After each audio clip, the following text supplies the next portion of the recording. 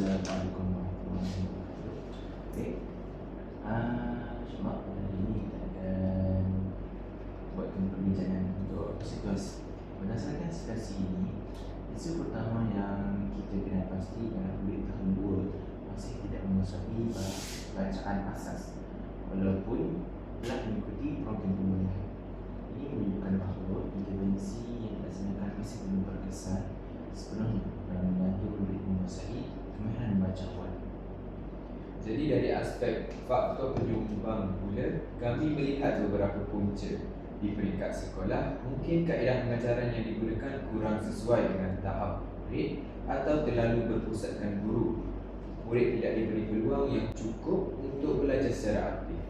Dari pihak keluarga pula, terdapat kemungkinan kurang sokongan bacaan di rumah, seperti ibu bapa tidak meluangkan masa membaca bersama anak. Selain itu, dari sudut sumber juga, bahan bantu mengajar yang digunakan mungkin kurang menarik dan tidak memenuhi keperluan murid pemulihan.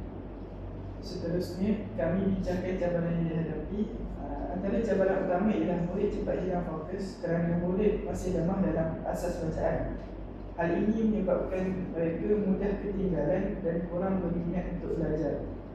Dalam pengalaman praktikum, murid seperti ini juga biasanya pasif dan kurang keyakinan untuk membaca di hadapan rakan-rakan kerana takut melakukan kesalahan.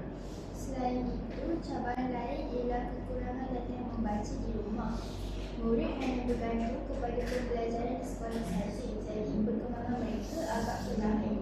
Tambahan pula, bahan bacaan yang disediakan kadang-kadang tidak menarik dan tidak sesuai dengan tahap kognitif mereka, menyebabkan mereka kurang teruja untuk membaca. Bagi cadangan penyelesaian, kami mencadangkan beberapa strategi. Pertama, penggunaan pendekatan pembelajaran interaktif seperti kad bacaan bergambar, permainan literasi dan aktiviti membaca secara berulang supaya murid lebih mudah memahami suku kata. Kedua, pelaksanaan pendekatan KPPB iaitu rakan pembelajaran, di mana murid yang lebih mahir membantu murid yang lemah secara berpasangan untuk meningkatkan kefahaman mereka. Selain itu juga, guru juga boleh merujuk pakar seperti guru pemilihan khas yang lebih untuk mendapatkan strategi pengajaran yang lebih berkesan dan bersesuaian dengan tahap. Ini penting untuk memastikan intervensi yang dilakukan lebih sistematik. Dari aspek sokongan keluarga pula, ibu bapa perlu dilibatkan secara aktif melalui program literasi di rumah seperti bacaan 10 hingga 15 minit sehari dan rekod bacaan murid. Ini dapat mengukuhkan penguasaan mereka di luar bilik belajar. Tambahan pula, penggunaan bahan bantu mengajar digital seperti video bacaan, aplikasi literasi atau permainan interaktif juga boleh meningkatkan minat murid untuk belajar membaca kerana lebih menyeronokkan.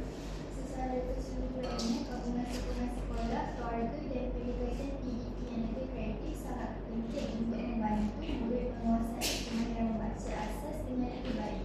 Kesimpulannya, isu ini memerlukan intervensi bersepadu melalui pendekatan KPPB, pelibatan ibu bapa serta kaedah pengajaran yang lebih menarik dan berpusatkan murid agar masalah literasi ini dapat diatasi dengan berkesan.